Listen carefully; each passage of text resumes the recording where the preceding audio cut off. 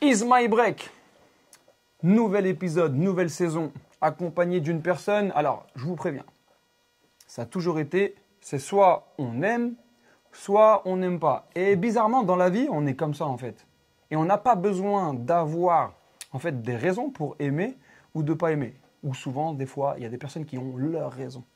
On accueille une personne et vous pourrez me dire par la suite si il fait partie des Hall of Fame B-Boy à représenter la France, une légende ou pas. Okay. Mister Benji. Merci à toi. Benji, merci de m'accueillir, merci à vous. Non, c'est cool. Ouais.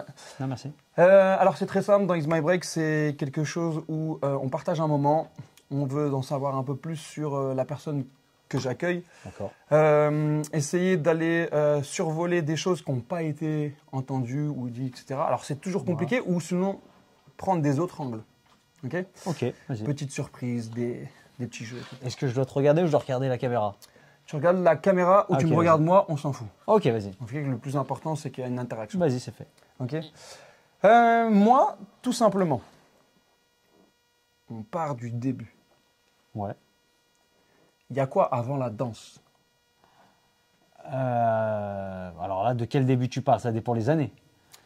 Le Benji, enfant, il y a quoi avant la danse? Moi, je veux voir, est-ce qu'il y a eu la danse tout de suite ou il y a quoi avant la danse? Alors, j'ai toujours grandi dans une famille avec l'esprit un peu hip-hop.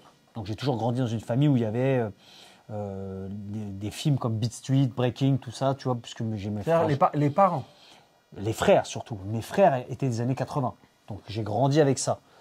Donc, après, moi, bon, c'est vrai que quand je suis gamin, je fais ça, j'écoute ces genres de musique et je danse pour copier mes grands frères. Okay. Et non pas, c'est pas une vocation. Les grands frères, ils dansent? Ils dansent comme tout le monde à l'époque. Ça veut dire qu'ils regardent Sidney à choper tous les dimanches et voilà, ils ont 2-3 pas, comme tout le monde à l'époque. Okay. Sauf qu'à un moment, tu vois, cette vague, elle s'en va. Et moi, je fais comme tous les gamins. Je fais du skate, je fais du vélo, je fais du roller. Alors, je fais beaucoup de sports, tu vois, comme je peux comprendre, qui ont un rapport avec la street. Okay, urbain. C'est même pas volontaire, c'est vraiment ça se fait naturellement. Je suis pas attiré par le football. Je suis pas attiré trop par les sports de ballon, à part un peu le basket, parce que je trouve qu'il y a une prouesse technique et physique. Ouais.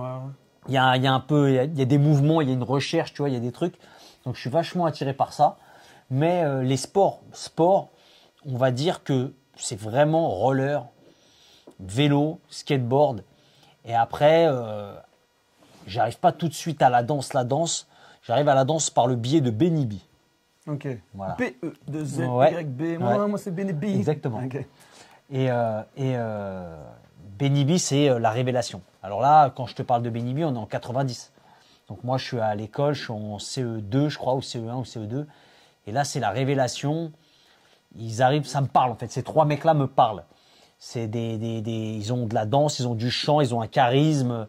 Ils ont quelque chose que moi, je capte tout de suite en fait. Ok. Et c'est là le début. Moi, ce qui est important, c'est que j'ai pas envie de vraiment stagner sur cette histoire-là, etc. On sait que tu as fait de la danse, etc. On va parler à la culture directement. Ouais. À quel moment? Je comprends pas, j'ai envie de savoir, c'est pour moi cette question-là. Est-ce que tu rencontres Yuval parce qu'il fait partie de ta famille? À quel moment il arrive? Parce qu'on sait, vous êtes de la même confession, etc. Et souvent, les confessions, ils sont ensemble. Mais à quel moment, lui, tu le croises? Il vient d'où? Yuval, c'est un ami d'enfance à ma famille. C'est mon frangin a le même âge que Yuval. Donc mes frangins, ils fréquentent Yuval, son frère. Mais pourquoi ils fréquentent Yuval? Parce que ils sont à la même école. Ils sont à la même école. Ils sont à la même école. Ils sont dans la même école. Ils végètent dans le même quartier. Ils vont à la synagogue ensemble le week-end. C'est vraiment le cocon copain d'enfance, tu vois. Et si tu veux, Yuval est tout le temps chez moi. Parce que chez moi, dans les années 80, mes parents, ils ont ce que peu de familles ont. Ils ont des boissons à volonté, des bonbons à volonté. Tout ça parce que mon père, il travaillait dans la distribution automatique. Tu vois, les machines qu'il y a dans les écoles, dans les machins. Mon père, il travaillait là-dedans. À la piscine. Exactement, par exemple. Et ben, mon père, il avait donc à la maison des caisses de Mars, Nuts, Sneakers. Il avait tout ça, des canettes de balade. L'Eldorado. Voilà, dans les années 80, pour mes frangins, c'était un truc de ouf. Et il avait surtout un truc que les autres n'ont pas. Il a une caméra. Et je vais t'expliquer pourquoi, tu vas comprendre. Mon père, mes frères, ils étaient très avancés sur ces trucs-là. Et mon grand frère, il allait dans les cinémas à 15-16 ans. Il filmait les films qu'il y avait au cinéma. et qui posait sa caméra. Il les mettait sur Emule. Et ça n'existait pas Emule, mais tu vois, mais c'est un peu le même délire. C'est-à-dire que chez moi, Ouais. j'avais Rocky avant les autres. Donc mes frères venaient chez moi manger avec ses copains, regarder Rocky, regarder machin. Donc enregistré dans un cinéma. Exactement. Donc c'est déjà, tu pouvais voir un mec passer à un moment. Parce que c'est un mec qui allait pisser au cinéma. Ouais, où tu entendais les bruits de popcorn. Voilà, exactement. Donc j'avais ce truc-là chez moi. Ma famille, elles avaient ça. Et pour tous les mecs de mon quartier, mes frangins, ils étaient en avance. Ils avaient des magnétoscopes, ils avaient de la bouffe, des trucs. Oui, c'est comme si aujourd'hui on faisait un parallèle avec quelqu'un qui a des super drones sophistiqués, parce que maintenant des drones, il y a des gadgets, mais des drones très sophistiqués. Limite l'armée, c'est des armes maintenant. Ouais, ou un mec, Imagine, il y a un mec, ou un mec qui a une salle de jeu chez lui, une piscine, ou tu vois, quand t'es gamin à l'école, tu dis à les mecs de ta classe, venez chez moi, moi j'ai une salle de jeu. Non, t'as une salle de jeu. Ouais, venez, j'ai une piscine. C'était un peu ça. C'était limite, on avait une chambre pour toute la fratrie. Exactement. Et chez moi, c'était un peu ce truc-là. Alors, donc tu rencontres Yuval là, à ce moment-là. Il est tout le temps chez moi. Donc en fait, c'est un peu comme mes grands cousins. Donc on rigole tout le temps, nanana. Moi, je sais qu'il fait de la danse. Mais à l'âge où je te parle, j'ai 7, 8 ans. Ouais, c'est le pote de tes grands frères. Je calcule pas. Ouais. Mais par contre, quand je découvre Benny B, Yuval, il est le seul qui peut me donner des informations sur la danse. Parce que c'est le seul que je connais qui danse. Et là, mes frangins me disent, mais attends, pourquoi tu vas pas voir Yuval? Je dis, ah ouais, mais pourquoi Yuval? Bah parce que Yuval, il peut te montrer des pas de danse. Je dis, ouais, mais moi, je suis sûr qu'il est moins fort que Benny B et tout. Pour moi, Benny B, c'est... Voilà. Et puis je vais voir Yuval, chez lui. Sa mère qui m'ouvre la porte, Cathy. Ouais, Cathy, tu veux venir voir John? Je dis non, je suis venu voir Yuval. Alors la mère, elle comprend pas. Au lieu de venir voir le petit frère Yuval qui est à mon âge, qui était mon pote. Yuval, il a un petit frère. Il a un petit frère qui est à mon âge, qui s'appelle John, qui est mon pote. Ah, Yuval, il a un petit frère. Ouais, il a mon âge, c'est mon pote. Et justement, pour la première fois, je sonne à la porte et je dis, ouais, Cathy, je viens voir Yuval. Bah la mère, elle comprend pas. Mais qu'est-ce que tu veux chez Yuval? Ouais. Il a 10 ans de plus. Bon, bah, on va voir Yuval dans sa chambre. Je dis, Yuval, tu peux me montrer un truc de danse? Alors d'abord, il dit, viens faire bisou à tonton. Et moi, je devais lui faire un bisou. Après, il me montrait des pas de danse. Ouais. Et il me disait, vas-y, qu'est-ce que tu sais faire? Alors je dis, je sais faire ça, ça, ça. Et je lui montrais, il me dit, bon, ok, j'ai compris. Donc, tu fais tous les pas de Benny B. Ok, d'accord. Il me dit, tu veux venir avec moi dans un endroit? Il me dit. Je lui dis, ouais, tu veux m'emmener où? Il me dit, bah, je vais t'emmener avec moi dans une après-midi. Hip-hop. Moi, ça me parle pas. Je dis, ok, vas-y, on va aller ensemble. Je dis à son frère, tu viens, on y va. Pour moi, c'était une sortie. Ouais. Tu vois? Et on va où? On va dans une soirée, une après-midi, qui s'appelle la salle d'Enem. C'est une salle qui est à Clichy. Et là, je découvre le hip-hop pour la première fois de ma vie, pour de vrai, à Paris. J'ai 9 ans et là, c'est...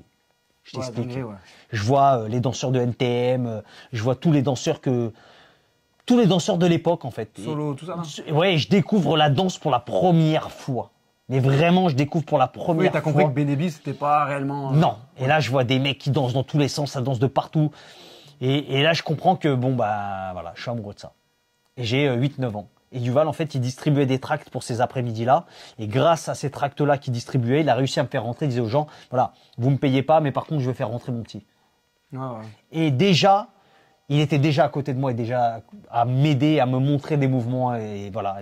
C'est bien là que tu dis, il était déjà là à montrer des mouvements, parce que dans la communauté break, on se dit, comment Yuval peut être un coach de quelqu'un qui a performé, qui a été tapé des gens, etc., alors que lui, il n'est pas compétent sur ces choses. Alors, c'est comme tout. C'est quoi cette relation coaching? Alors, c'est comme tout. Comment il t'a amené là? C'est-à-dire que, bon, dans la hype, il était bon en hype, Yuval. Yuval, il a commencé par le pop, après il a fait de la hype, et après il a fait du voguing. Mais quand il a fait du pop et de la hype, il était à un niveau très, très, très, très chaud. Yuval, c'était un des meilleurs que j'avais vu, moi, en hype après. Et après, je l'ai compris bien après. Mais, ce qu'il avait surtout, c'était le mental. En fait, il ne m'a pas éduqué techniquement. Parce qu'en réalité, Yuval, tu le connais, c'est un bâton, il n'est pas souple. Mais il a ce truc de rentrer dans ta tête et de te faire dépasser tes propres moyens, te surpasser. Il a ce truc-là, il avait une emprise sur moi qui faisait que il arrivait à me maîtriser. Il me mettait dans des situations des fois compliquées et moi, je me surpassais et après, j'étais content.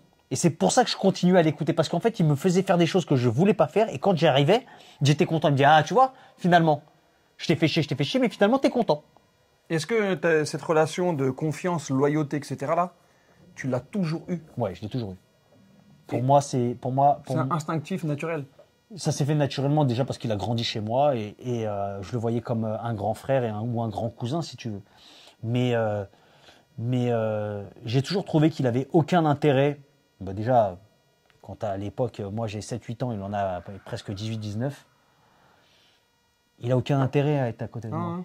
Aucun. Est-ce que tu as déjà vu la relation, toi, Yuval, autre part et tu as dit, ah, ça ressemble à nous? Ou est-ce que tu l'as jamais vu de nulle part? En fait, des moments dans ma vie, j'ai vu des gens qui avaient des grands ou des machins. Mais soit ça a fusionné pendant un petit moment, soit je trouve que les jeunes ne sont pas assez reconnaissants.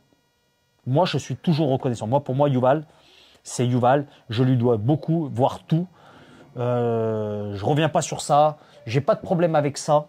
Je peux pas parler de mon histoire sans parler de lui. Je trouve que... De toute façon, dans toutes tes vidéos, il y a toujours un Yuval. C'est une base que j'ai gardée. Parce que je lui redonne pas financièrement parlant. Mais je lui dois... La loyauté. Oui. Moi, je pense que c'est quelque chose de très fort qui fait que ça t'amène quelque part à un moment.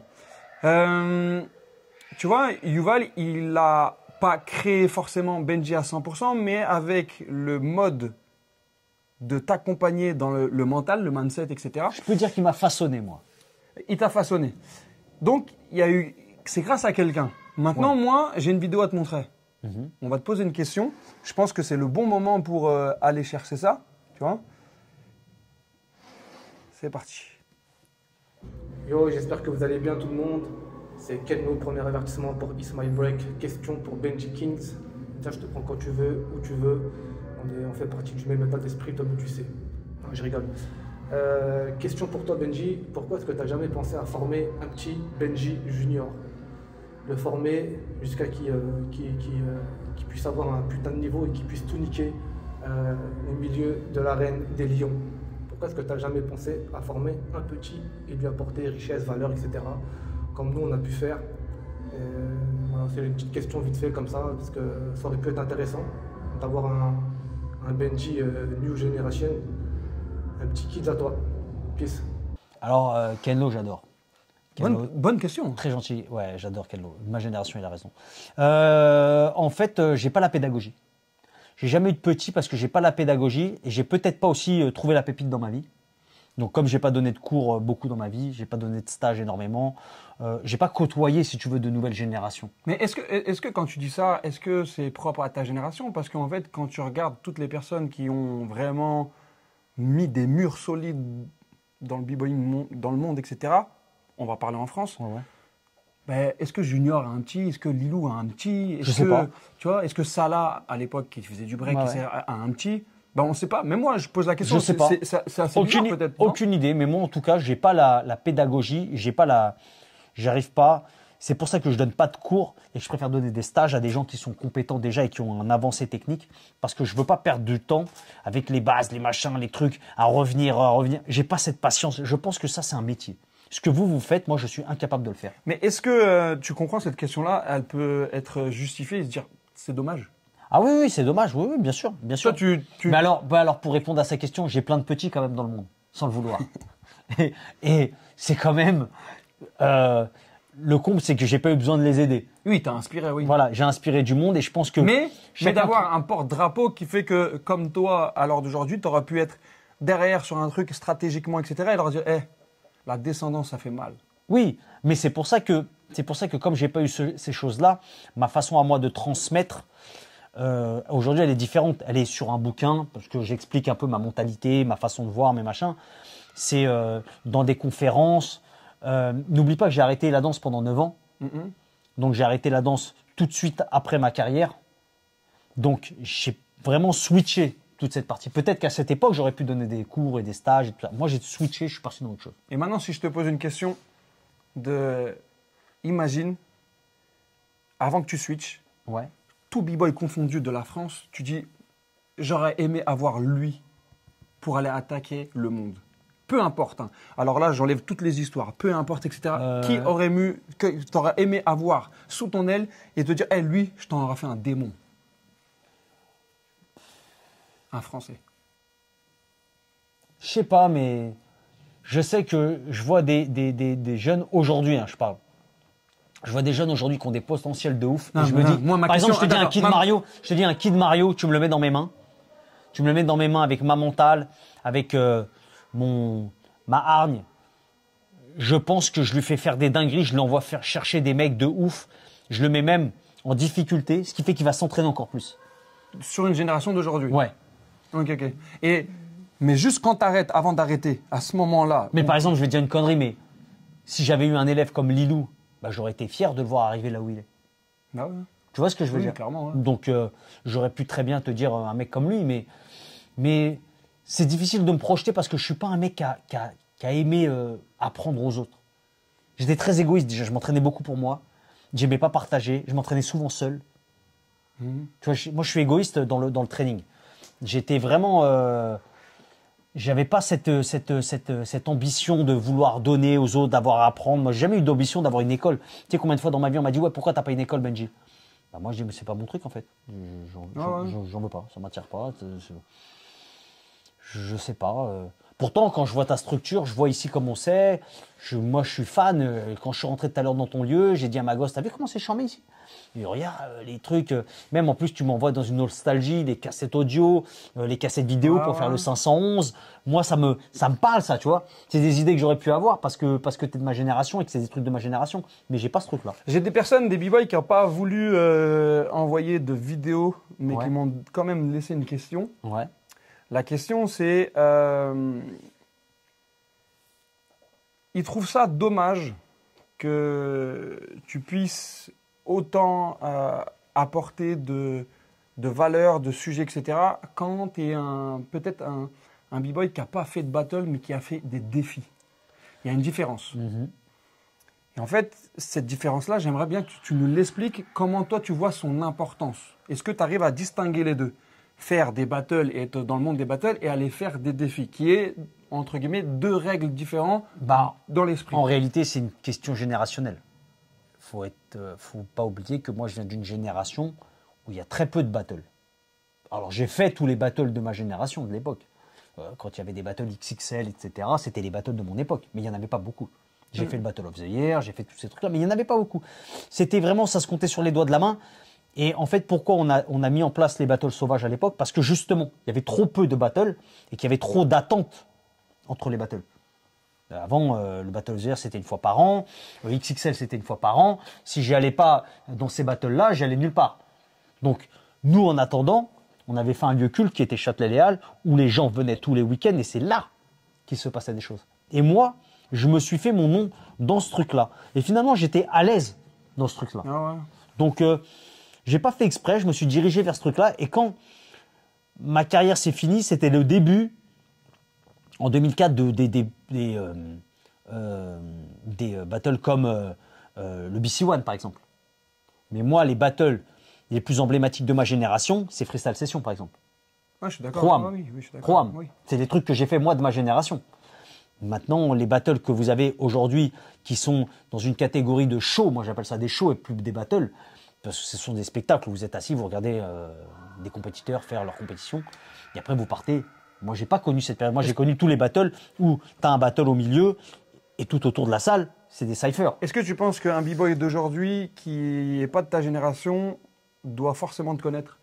Non, je ne demande pas de me connaître. Par contre, j'estime faire partie de l'histoire. En tout cas, de la France. S'il veut pas me reconnaître, c'est un fait. Mais ne pas me connaître du tout. Pas de te reconnaître. Juste, uniquement, il ne te connaît pas. Parce qu'aujourd'hui, en vrai... Oh, en vérité, qu'est-ce que tu veux que je lui dise? Si, tu sais, on est d'une génération quand même Internet. Donc, forcément, quand un b-boy il commence à prendre des cours de danse, il va regarder ce qui se passe en 2025, 23, 24. Il ne va pas aller en 2000. Je ne peux pas lui en vouloir, en fait. Ouais, c'est clair. Ouais. C'est comme un mec qui fait du MMA aujourd'hui, il va regarder les mecs de maintenant. Et pas les cassettes Free Fight de l'époque. Et pas lui, exactement. Ouais. Donc j'en veux même pas. Mais après, je pense que quand tu commences à rentrer pour de vrai dans la culture, Pas quand c'est juste comme faire du tennis le week-end ou du judo. Quand vraiment tu commences à t'intéresser, je pense qu'il y a des figures, bien au-dessus de moi, hein, bien sûr, moi et d'autres, que tu dois connaître. Tu dois apprendre là d'où ça vient, telle chose, telle chose, telle chose. Moi, j'ai amené un style de danse, donc ne pas me connaître, c'est quand même passer à côté de quelque chose dans le sens où, historiquement parlant, j'ai amené une vague. Ouais, je suis d'accord. Ouais. J'ai amené une vague. Ouais, je peux donc, comprendre. si tu connais pas, c'est pas grave, on va pas lui en vouloir, mais est-ce qu'on ne doit pas lui expliquer quand même? Ouais, non, je suis Voilà. d'accord. Plus dans ce sens-là. Mais je n'en veux pas. La plus grosse organisation de MMA se nomme l'UFC. En France, la plus grosse organisation de battle, le lieu, se nomme Châtelet-Léal. Ouais. Ok, si on peut faire cette comparaison. Ouais. Aujourd'hui, imagine, même s'il n'y a plus cette place-là, etc., tu retournes dans cette place-là et tu vois 5 photos, 5 Hall of Fame. À partir de 2025 jusqu'à les années 90, ou comme tu veux, etc. Tu dois mettre 5 photos. Le Hall of Fame français. Pas qui a tapé des battles à Châtelet, mais qui a envie de parler du break français, etc. Il y a 5 photos. Tu dois voir qui sur les photos?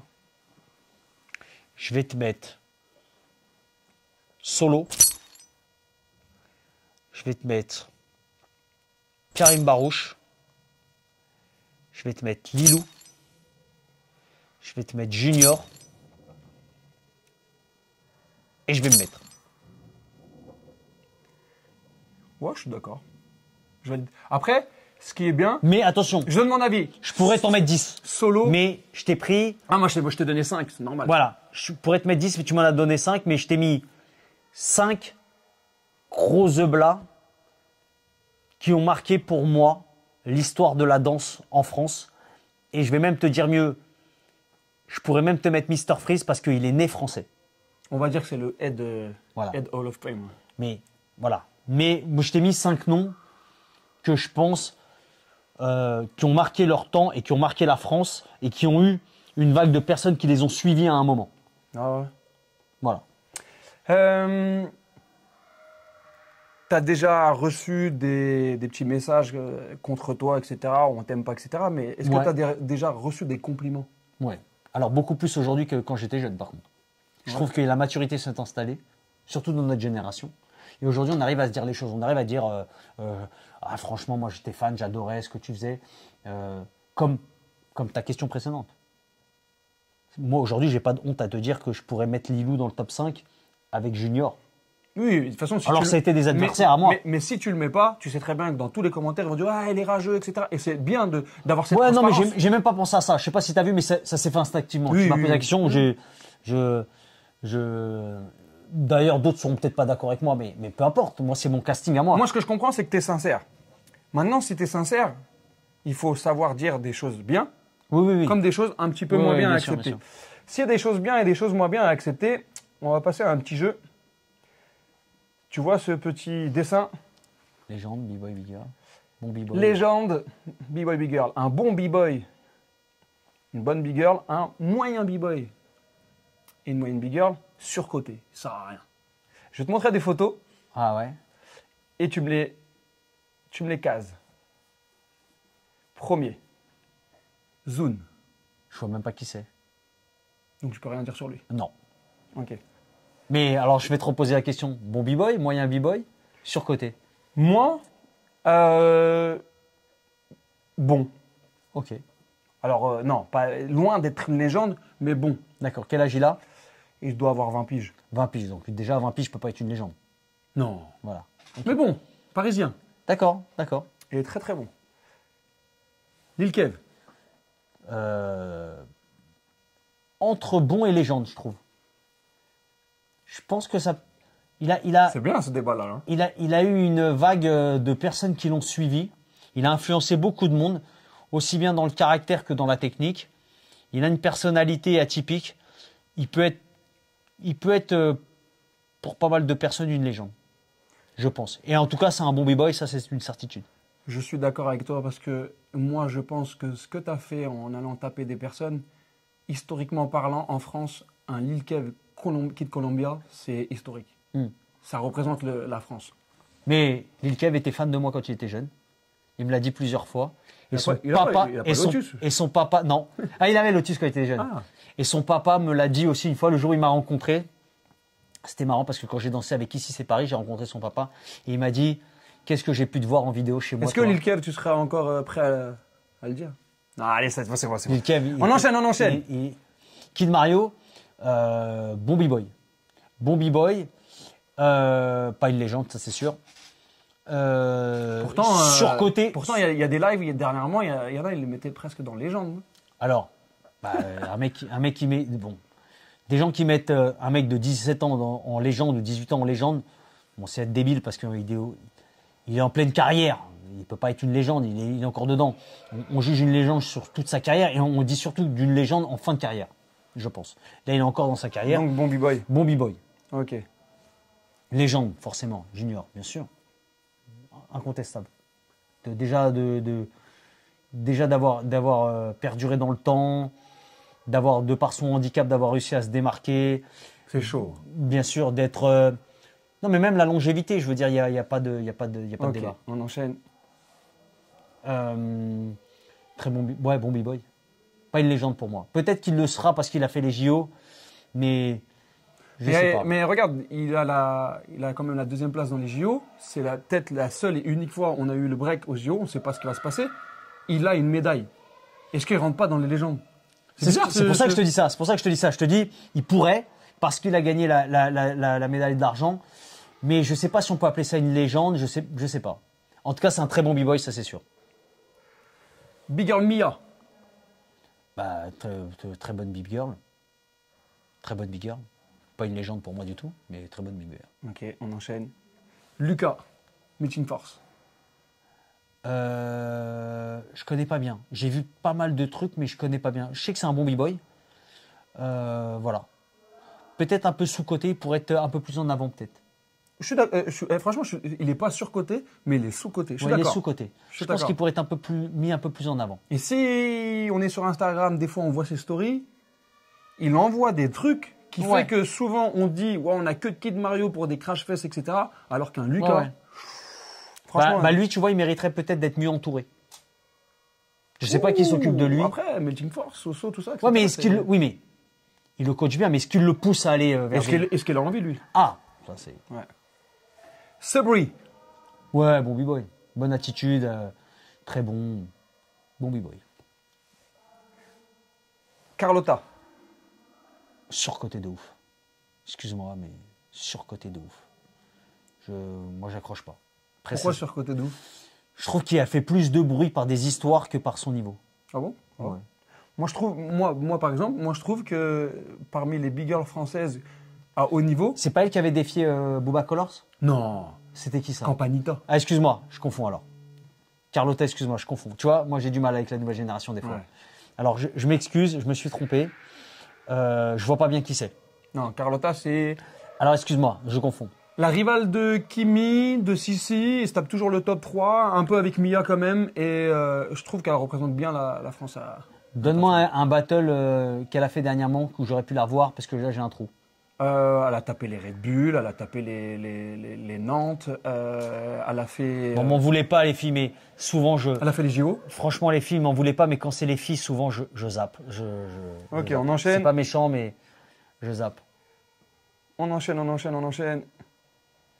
Rami. Ouais, il est bon, Rami. J'aime. D'ailleurs, j'ai fait un très bon b-boy. Mais il faut pas oublier qu'il est moins kids qu'avant. Ouais. Et qu'il rentre dans une grande caté maintenant. exact. Et qu'il va falloir bosser fort pour rester au top. Parce que là, il rentre dans une catégorie où les mecs sont très forts. Exact. Lamine. Ouais, ça peut être une petite légende, Lamine de la France. Ouais. Quand même, hein. Ouais, ça peut être une petite légende de la France. Il a apporté beaucoup. Et lui aussi, sur la longévité, il est là pendant longtemps. Oui. Il était là pendant longtemps. C'est un mec que j'ai défié aussi. C'est un mec, pour l'anecdote, que j'ai défié. C'est parti en 2 secondes sur une histoire de merde. Mais c'était marrant parce qu'un jour, il m'a dit est-ce que c'est vrai que tu as dit que tu étais meilleur que moi? Et j'ai dit non, j'ai jamais dit ça. J'ai juste dit que j'avais pas peur de toi. Et il m'a dit ah bon, j'ai eu peur. Et quand il m'a dit j'ai eu peur, j'ai dit mais attends, t'as eu peur de quoi en fait? Tu croyais quoi? Tu crois que moi j'ai peur de toi en fait? J'ai dit mais en fait, c'est tout de suite. Et c'est là où je reconnais Lamine, où c'est un vrai b-boy, parce que quand je lui dis c'est tout de suite, c'est parti, il n'a pas hésité, ça s'est fait tout de suite. On s'est défié tout de suite. Donc, à quand Châtel. même, légende. Bonhomme, en tout cas, Ouais. légende.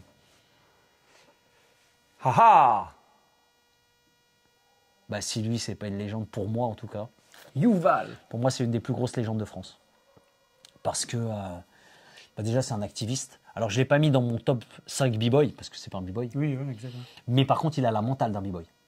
C'est le mec peut-être qui a le plus dans mon entourage et dans ce que j'ai vu dans toute ma carrière, le mental b-boy. C'est-à-dire qu'aujourd'hui, il a 54 ans, Yuval, tu lui dis c'est parti, et ben c'est parti. C'est fait ni une ni deux. Il va démarrer au quart de tour. Pour moi, c'est vraiment c'est mon you. Damani. Eh ben, des fois j'aime bien, des fois je trouve c'est fouillon. Je suis un peu mitigé. Ça reste un très bon b-boy français. Voilà, très bon Mais boy. des fois je suis mitigé. On enchaîne. Marlon. Lui aussi, je trouve il a ses jours. Des fois il est très très bon. Et des fois j'aime moins. Donc tu le places dans.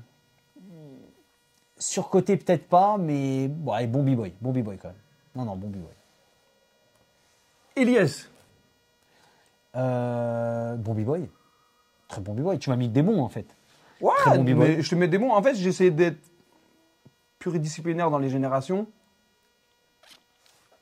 Lilou, bon b-boy. Pas légende. Légende, je l'ai mis. Oui, tu l'as mis dans les Je l'ai votes. mis. Kylian. Bon b-boy français. On enchaîne avec. Ouais, légende, incroyable, le meilleur. D'ailleurs, c'est une bombe atomique. Benji. Ouais. Toi-même. Moi, c'est dur de me mettre au rang de légende parce que c'est moi, mais je pense que j'ai marqué l'histoire de la France et que je mérite mon statut. Après, c'est pas à moi de le dire, mais voilà. Qu'est-ce que. Là, je voulais terminer sur toi. Qu'est-ce que tu aimerais dire au Benji il y a 15 ans? Peut-être que je me suis arrêté trop tôt, que j'aurais pas dû. Je m'en veux des fois de m'être arrêté trop tôt et de croire que je pouvais pas et travailler et danser. J'étais en 2004, je suis au top de ma forme. À part financièrement parlant, je suis un peu ric-rac. J'aurais dû continuer. C'est peut-être un regret et peut-être aussi le cinéma, j'aurais dû continuer à cette Le époque. cinéma? Ouais. Et tu penses que tu vas te revoir, tu te dis ça, tu dis que tu n'auras pas dû arrêter? Ouais, parce que aujourd'hui, tu vois bien, quand je reviens en 2013, j'ai la pêche, je suis bon, je suis créatif, j'ai toujours ce truc. Je pense que j'aurais pu m'arrêter un petit moment, genre 1 an, 6 mois, 2 ans max. Je me suis arrêté 9 ans, c'est beaucoup quand même. 9 ans, c'est beaucoup. 9 ans, c'est beaucoup. Et d'ailleurs, c'était tellement beaucoup que quand je suis revenu, les gens, ils étaient choqués, ils m'ont dit jamais pourra revenir au niveau. Tout le monde disait non, c'est plus possible, ça marche plus, les lotus, les pieds dans la tête, voilà. C'est fini. Et je suis revenu quand même, avec la rage, avec le machin, et j'étais pas mauvais. Donc je me dis, je suis peut-être passé à côté de pas mal de choses. Peut-être. Est-ce que aujourd'hui, tu penses qu'il y a un b-boy français qui mériterait d'avoir une grosse reconnaissance à l'international, en France, là? Qu'on devrait Qui vraiment. mériterait? Ouais, qu'on devrait pousser, etc. Non, mais je pense moi que toute la nouvelle génération devrait être poussée pour être reconnue à l'international. Je pense qu'il y a un manque de travail.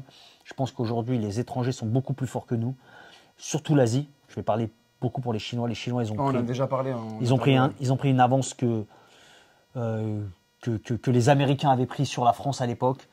Et je trouve que de dire aujourd'hui, ce sont des bons b-boys français, eh ben, je trouve que c'est une critique trop dure. Il n'y a plus personne qui te surprend en France. Surprend, non. Honnêtement, non. J'ai été surpris en Asie, oui, beaucoup. J'ai beaucoup voyagé en Asie et j'ai vu beaucoup l'Asie mettre des claques à un niveau très très élevé. Et aujourd'hui, il n'y a pas de Français qui m'impressionne à ce point-là. Mais d'ailleurs, les scores le disent. Est-ce que tu vois aujourd'hui des Français dans le top 3 arriver dans des compétitions à l'international en 1-1 faire des carnages? Moi, je vois On en pas. a déjà parlé. Il y a le Je côté vois pas. culture, il y a le côté Exactement. athlétique, WDSF, fédération, etc. C'est quoi la différence entre gagner un battle et marquer l'histoire?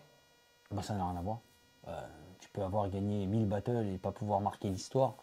Tu peux gagner pas beaucoup de battles, mais par contre sortir du lot, faire des choses qui ont marqué l'histoire, comme d'aller chercher des gens, provoquer des choses, inspirer un style. Pour moi, ma plus grande fierté à moi personnellement, c'est d'avoir ramené un style dans la danse. Je trouve que c'est au-delà de la danse, en fait. Je l'apprends toujours cette phrase de dire je suis un berger et pas un mouton, parce que c'était quelque chose de sérieux, ça, de faire en sorte que les gens n'aiment pas comment je danse et que finalement j'ai ramené une vague et le monde entier a fini par danser comme moi. Et ça, pour moi, c'est ma plus grosse réussite. Je trouve que c'est mon plus gros trophée. Mais si demain on t'enlève la danse, mais tu gardes le mental d'un b-boy, t'aurais fait quoi? Mais je pense que mon mental de b-boy, de guerrier, je l'ai dans tout, moi, même dans mon travail de tous les jours.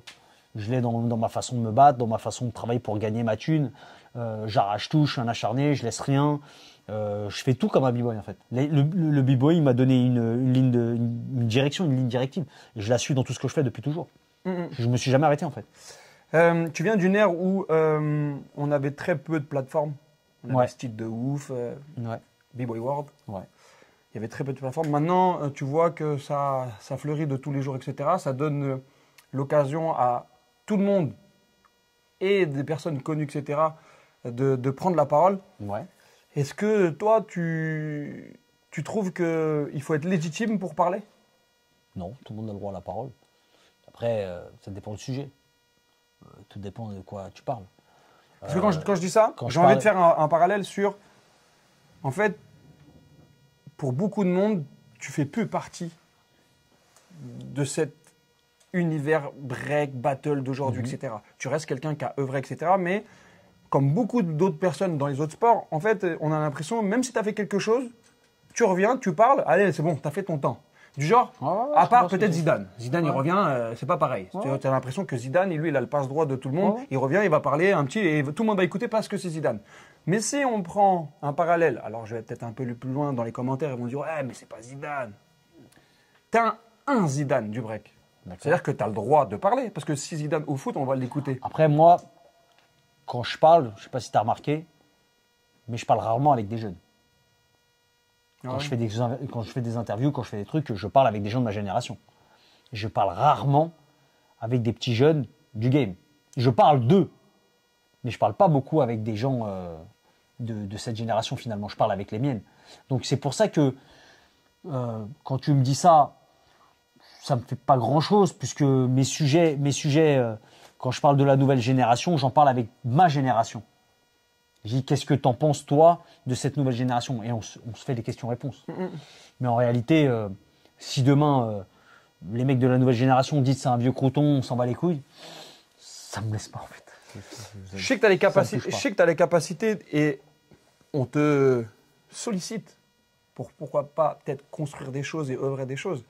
Si ces personnes-là ne viennent pas à toi, tu aimerais faire quoi aujourd'hui pour la culture ou pour toi-même, ou on te donne une baguette magique en France, qu'est-ce que tu fais? Moi, je pense que de ma génération à moi, mes rêves sont plus les mêmes. Donc déjà, de transmettre par l'écriture comme je l'ai fait sur le bouquin, faire des conférences, faire un média, je t'en ai déjà parlé, d'avoir un média. Je trouve que c'est la continuité d'un mec de ma génération. Et de pas faire le aigri qui veut s'accrocher à la danse ou à danser ou à être juge partout, à gratter, à demander ouais, est-ce que tu peux me mettre juge, j'ai besoin de 200 €. Tu vois, moi je trouve que de faire de l'image, de faire du partage avec les jeunes, ou discuter sur des sujets, ou débattre, même débriefer des battles. Là, tu le fais. Ouais. Et tu le fais un peu, etc., avec des lives. Mais là, si tu as une baguette magique pour créer un truc à toi, quelque chose où tu sais que ça va peut-être apporter ou changer en France.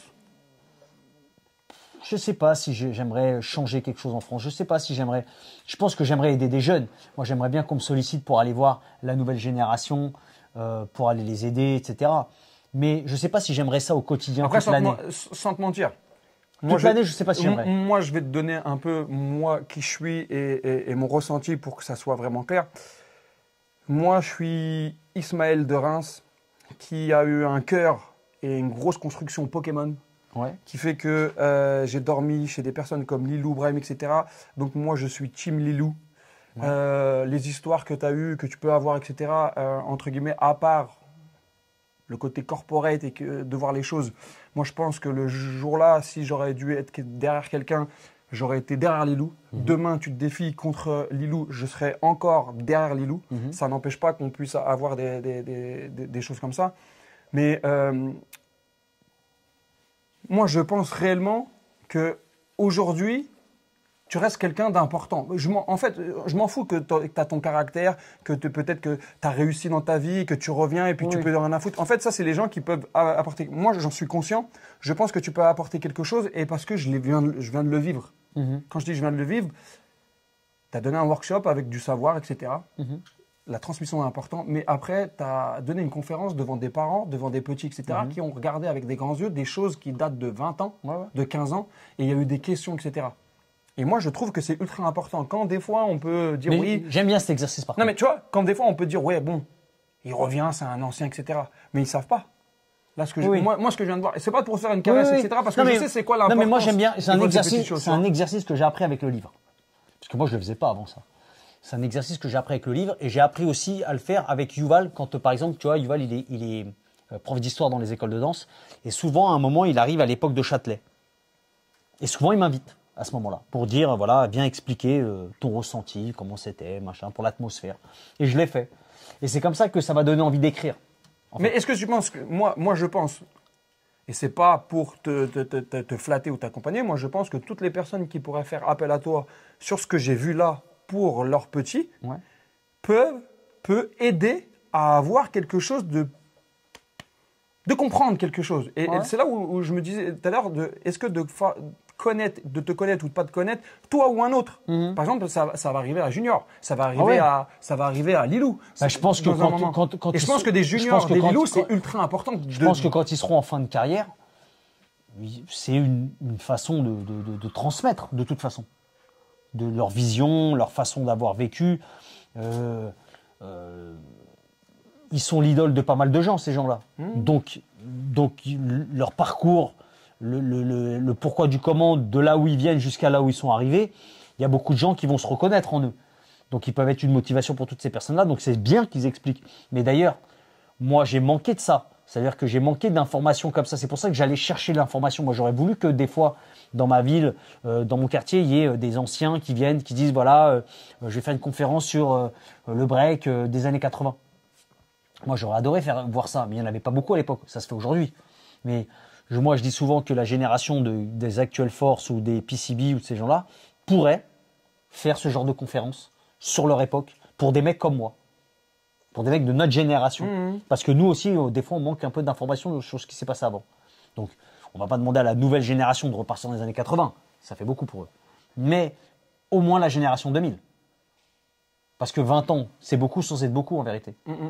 C'est un peu l'explosion de la France. Et là, si tu devrais voir le break français dans 5 ans, il est où ? Je sais pas. J'espère qu'on va redevenir l'élite mondiale comme on a été à un moment. En 5 ans, c'est possible. Tout est possible. Un seul peut tout changer. Un mec peut tout changer. Un mec peut ouvrir la voie à tout le monde. Parce qu'aujourd'hui, tu peux influencer avec un seul mec. Donc moi, je pense qu'un seul mec, il suffit que ce bon gars-là... La France. Ah oui. Un mec peut tout changer. Bien sûr. Un mec peut taper tout le monde et peut montrer une direction que d'autres n'ont pas pris. Et là, ce sera lui le berger et tout le monde va le suivre. Et personne n'est à l'abri qu'un Français, demain, montre la voie et que les Asiates commencent à danser comme lui. Pourquoi pas ? Moi, j'ai montré la voie à plein d'Américains. Et pourtant, pour nous, l'Amérique, c'était loin. C'était le futur. Est-ce que, parce que tout le monde parle que tu as créé un style, etc., est-ce que tu t'es inspiré ? Bien sûr, de l'Amérique complet, en globalité. Non, parce que souvent on te dit ouais. J'ai jamais été. En fait, les gens pensent que moi j'ai été inspiré de Ground Zero, tout ça, alors que moi j'ai défié Ground Zero bien avant d'être inspiré d'eux. En fait, moi j'ai gagné contre Ground Zero déjà au World B-Boy Battle quand c'était le 2 contre 2, quand j'ai fait Flubber et moi contre Iron Monkey Vietnam et Bébé et Exubérant. Et les gens les connaissaient même pas en France. Donc J'avais déjà gagné contre eux. La seule chose, c'est que à un moment, il y a eu une rivalité avec ces gens-là. Et cette génération-là dansait un peu comme tous ceux de ma génération, c'est-à-dire un peu comme moi. C'était la vague que j'avais amenée, c'était une vague qui se faisait de plus en plus. Mais quand en 2000, je danse au Pro-Am, les grandes zéros n'existent même pas. Et j'étais déjà la star de Miami. C'était abstract, là, c'était Skill Method. C'était les Skills Method qui étaient les stars et qui dansaient pas du tout comme moi. Les grandes zéros sont venus bien après, aux yeux des gens. Et pourtant, les gens disent, ouais, Benji, il a dansé, il s'est inspiré d'eux. Mais j'ai dansé avant eux. J'étais connu avant eux. Mais ça t'empêche pas de dire, les States... Ah non, les States, c'était ma plus grosse... Ah, mais de toute façon, qui n'a pas été inspiré par les States de ma génération? Ce serait mentir. Deux blazes. Tu dis, ah, lui, il m'a inspiré, il m'a motivé, lui, il m'a inspiré, il m'a motivé. Ma plus grosse inspiration, c'est Crumbs. T'as eu la chance de te confronter contre lui. J'adorais, mais c'était mon rêve. C'était mon rêve. Crumbs, c'était pour moi... Et un deuxième? Ken Swift. J'étais fou de Ken Swift, moi. J'adorais Ken Swift. La Ken Swift, je l'ai... Tu vois, moi, je ne reconnais pas Ken Swift, moi.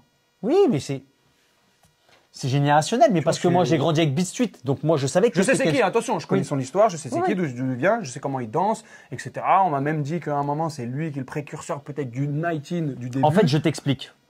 Tu mets le film Beat Street, tu mets le break, et à un moment, entre les deux, tu mets les deux cassettes de Ken Swift, les Ken Swift. Regarde un jour les cassettes Ken Swift, et tu vas dire... Ouais, moi, j'ai grandi avec M6 Boulevard, avec le clip de NTM, tout n'est pas si facile, c'est pas pareil, j'ai vu ça, moi. C'est pour ça que je te dis, si un jour, tu as l'opportunité de voir les cassettes de Ken Swift, de l'époque, les mixtapes, et tu regardes les années, tu vas dire, waouh, le mec qui faisait déjà ça, en 89, en 87, en 2000, en 99, il était si fort que ça. C'est un truc de ouf. Et tu vas voir plein de choses comme Flowmaster, plein de b-boy. Pas de Français qui t'ont inspiré? Peut-être t'allais quand même à Châtelet, tu voyais beaucoup de monde, tu vois. Ouais, mais j'avais pas les capacités de... Je dansais avec pas mal de mecs. J'aimais bien m'entraîner avec la scène des Actual Force. J'aimais bien m'entraîner avec... Franchement, il y a d'autres personnes qui t'ont poussé, qui t'ont inspiré, qui t'ont donné des vibes et à dire tiens va là-dedans et tout et ça t'a... Non, mais par exemple, Rajdi m'avait déjà montré des trucs à Châtelet, Fatih m'avait déjà montré des trucs, mais tu sais, j'étais petit à Châtelet moi, donc je disais ouais tu peux m'apprendre ça. Les mecs, j'étais petit donc ils me disaient ouais vas-y je te montre. Ah, je te montre un truc. Tu vois, à Châtelet c'était un peu comme ça. C'est une grande place où... Ouais, ça t'ouvre des portes quand même. Voilà. Tu voyais des choses, donc voilà. Mais les gens étaient très durs quand même. Il n'y avait pas beaucoup de copinage. Les grands, ils aidaient pas beaucoup les petits quand même. C'est pour ça que j'ai pas eu d'idole français vraiment. Mais j'ai jamais eu d'idole, proprement parlé. J'ai pas eu d'idole, moi. J'ai jamais été fan au point de dire, oh putain, quand je le vois. Moi, j'étais fan de Crumbs. Mais par contre, mon rêve, c'était de le fumer. Par contre, moi, j'aurais pu voir Jordan dans ma ville. Même là, aujourd'hui, je fais la queue pour faire une photo. Juste Jordan. Bah, je lui ai marché sur le pied et je lui ai pris son cigare. En vrai? Ouais, chez moi. À Miami, je lui ai marché sur le pied et je lui ai pris son cigare. Sans faire exprès. En fait, il était dans un café. Exprès, moi, j'aurais fait exprès. En fait, il était dans un café. Il était assis au Segafredo Bar. Il mangeait avec des gens. T'as vu Jordan? Et je passais devant et je croyais pas que c'était lui à Miami. Et j'ai dit à ma copine de l'époque, je dis, mais c'est Jordan. Elle me dit, mais attends, t'es un mongol. Tu crois vraiment que Jordan, il pourrait manger comme ça tranquille et personne ne l'emmerde? Je me suis approché pour le voir et il y a un mec qui m'a fait ça dehors. Genre, t'approches pas. J'ai compris que c'était lui. Il y avait une place, 2 tables derrière lui. Je me suis mis derrière. Je me suis assis et tous les gens qui passaient, qui disaient c'est Jordan. Je disais viens, bah ça va frérot, il y a une place. Et en fait, on a fait une table de fans qui ne se connaissaient pas en 2 secondes. Et la copine avec qui j'étais de l'époque, je lui ai dit dès qu'il se lève, tu cours, tu prends son cigare. Dès qu'il s'est levé, déjà, tout le monde s'est levé, l'a applaudi, comme s'il avait joué, comme s'il avait fait un match. Tout le monde s'est levé, on a tous fait ça, bravo, incroyable, alors qu'il n'avait rien fait, il était là, je fumais son cigare avec des potes. Et ma copine a pris son cigare et tout le monde est sorti comme des fourmis de partout, comme si tout le monde attendait qu'il se lève. Alors que moi, j'ai cru qu'il n'y avait que moi et les mecs qui l'avaient reconnu, mais en fait, tout le monde l'avait reconnu. Jordan, il arrivait 10 minutes avant et il repartait 10 minutes après, c'est ce qu'il disait. C'est possible. Pour s'entraîner un peu plus. Et ben là, je te dis, il s'est levé, tout le monde est venu avec, je sais pas d'où les gens sortaient, des ballons de basket, des trucs, tu savais quoi. Ouais, signe-moi là. Et moi, dans l'euphorie, dans le machin, je lui ai marché sur le pied.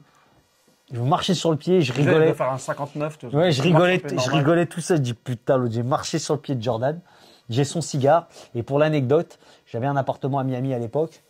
Et j'étais propriétaire là-bas. Et à un moment, je décide de faire du Airbnb avec un pote à moi. Il n'y a pas beaucoup de b-boys qui peuvent dire, oh, j'avais un appart à Miami, Ouais. j'étais Airbnb, tranquille, j'ai marché sur le pied de Jordan. Et je prête l'appart à un pote et je lui dis, ouais, tu peux gérer les Airbnb. Il gère les Airbnb. Et un jour, il me dit, oh, j'ai fait du rangement chez toi. Il y a des trucs de fou. Donc, tu laisses un cigare dans un cendrier. Et je dis, non, ne me dis pas que t'as acheté le cigare. Il m'a dit, bah ouais. Je dis, mais c'était le cigare de Michael Jordan. Il m'a dit, bah je l'ai jeté. T'auras pu le vendre. Ouais, mais j'avais pas la photo qu'il avait dans les mains, tout ça. C'est une époque où on n'a pas les portables comme aujourd'hui où tu screens tout, tu vois. On arrive à la fin, il y a un truc qui me tient à cœur. Ouais. C'est que dans tes vidéos de l'époque de Châtelet, il y a une personne, moi j'ai 2 personnes. Une personne avec qui tu as dansé à UK Championships qui s'appelle David Moyen. C'est mon ancien d'ici. Il était dans l'équipe de France. T'es tombé contre Crumbs, etc. Vous avez perdu Au UK au UK Championships. Il avait dansé avec toi. Et il y a une deuxième Ah avec l'équipe de Fatih. personne. Ouais. Et il y a une deuxième personne, Comment il s'appelle David Moyen. Ouais. Mais il faut que je le revoie alors. Ouais, et c'est lui qui m'a ouvert la vibe. Ouais, Il y a une Fatih, deux- il avait fait une petite équipe comme Il y a ça. une deuxième personne aussi que j'ai vue qui habite à 20 km d'ici, et qui une fois a dansé devant moi et qui était dans ton groupe. Et j'aimerais bien que tu me dises un mot sur lui. Nabil, Nabil Ki. California. Ah, Nabiki, ouais. Bah, Nabiki, c'était une vraie figure emblématique de Châtelet aussi. Tu sais, c'est un mec qui avait pas peur. Et c'était un mec qui s'entraînait beaucoup. Il a toujours pas peur. Non, mais il s'entraînait beaucoup. Il était acharné. Il s'entraîne toujours beaucoup. Ouais, il a toujours été comme ça. Mais il a toujours été comme ça. Il était dévoué. C'était un vrai passionné de la danse. Et Parce que je le vois souvent derrière tes vidéos, dans tes battles, etc. Il était derrière toi. Je sais qu'il il a dansé. Il a dansé avec Division Alpha. Non, c'est mais pour ça, moi, ça en me fait, tient à cœur. Pourquoi ce qui nous a séduit, c'est son acharnement. Et en fait, indirectement, il avait l'esprit du groupe. En fait, il adorait les battles, il n'avait pas peur d'y aller. Moi, je me souviens que une fois, Benny Kimoto, il vient à Paris avec des Allemands, des machins, des mecs. Et quand je dis à tout le monde, vas-y, qui est chaud pour aller les chercher, bah, tout le monde est là en train de s'échauffer. Il y en a aucun qui se jette. Et lui, direct, il me dit, vas-y, on y va, c'est parti. Nabil Et donc, tu vois, c'est un mec qui avait pas peur. Il avait déjà la mentale. Et il a gardé cette mentale. Après, c'était juste une question pour moi, parce Ouais, qu'en ouais. fait, moi, c'est un petit peu mes références de départ. David Ouais. Moyen et Nabil, quand j'ai commencé. On est à la fin. Yeah. Et à chaque fin, il y a le petit mot de fin, la carte blanche. Qu'est-ce que tu as envie de dire dans Is My Break? Déjà, merci de m'avoir reçu chez toi. Alors, il faut savoir qu'aujourd'hui, j'étais pas là que pour Is My Break. J'étais là pour donner un stage et pour donner une conférence. Donc, ça s'est très bien passé. J'ai admiré ton lieu. J'ai trouvé ça extraordinaire. Comme quoi qu'on peut réussir que grâce à la danse. T'as fait un vrai truc. Franchement, bravo, chapeau. Je sais pas si de ma génération c'était possible. En tout cas, aujourd'hui, c'est faisable. Je l'ai vu. Le lieu est charmé. On avait dit qu'on se ferait ce Is My Break. Et on avait dit qu'un jour, on ferait ce petit workshop et ce truc. On l'a fait. On a pacté le bordel. On a fait notre petit truc. Ça s'est super bien passé. Je suis super content. Je suis venu avec ma fille. Il a dit un truc tout à l'heure qui m'a touché. Il m'a dit, j'aurais jamais cru qu'un jour ma fille puisse jouer avec ta fille. C'est vrai que nos enfants, ils ont le même âge. C'est folie. Donc c'est marrant. Ils ont joué ensemble aujourd'hui. C'était marrant. Et ma fille, maintenant, tu sais, elle est très comme ça. Ouais, c'est ma copine. Tu lui donnes un t-shirt. Hein. Donc elle a oublié que je les paye, ma fille. Et donc on a fait ça. C'était fun. Et non, voilà. Franchement, le petit mot de la fin, c'est que finalement, peu importe le crew dont on a fait partie, ce qu'on a fait avant, les animosités qu'il y avait, les compétitions qu'il y avait entre nous. Aujourd'hui, on arrive à être unis par le biais de la culture, par le passif. Finalement, on respecte ces guerriers. C'est vrai, les guerriers avec qui on s'affrontait, on se respecte. C'est une culture en fait. On est tous soudés. Hein. Cette guerre, vous la faites tous les jours, matin, midi, soir entre vous. Mais finalement, vous vivez cette même religion du sol et c'est chambé. Et c'est vrai que on est beaucoup divisé maintenant sur plein de trucs et tout. Je pense que la danse, c'est un truc qui nous réunit bien. Il faut rester là-dessus. Moi, je donnerais comme message de fin, merci d'être venu, merci d'avoir transmis frérot. et d'avoir partagé. Parce Merci, que frérot. souvent, on pense que tu es quelqu'un qui n'a pas de flow, qui n'est pas un boogie brat, etc. Mais tu as une version de la danse qui a apporté malgré tout. Ah oui. Et je pense que c'est un 360 la danse et c'est pas juste une face, Ouais. on se tape dessus. Je pense réellement ce que tu as apporté tout à l'heure en conférence, ça peut apporter à beaucoup de monde, même les parents. Parce que les parents d'aujourd'hui, ils accompagnent les enfants avec un goûter, mais ils ne savent pas ce que c'est l'histoire, etc. Et ça peut apporter peut-être un mindset, etc. Et la fin de l'histoire, c'est que, en vrai, de vrai, moi, je pense que ce qu'on vient de faire va permettre à d'autres de découvrir quelque chose. Et je pense qu'il faut que ça continue. Donc, ce que tu fais, fais-le de ouf. J'ai vraiment kiffé. Je sais que tu as encore pas mal de projets, etc. On va rester en connexion parce que je pense que c'est très très bien de ce qu'on fait. Et merci. It's my break.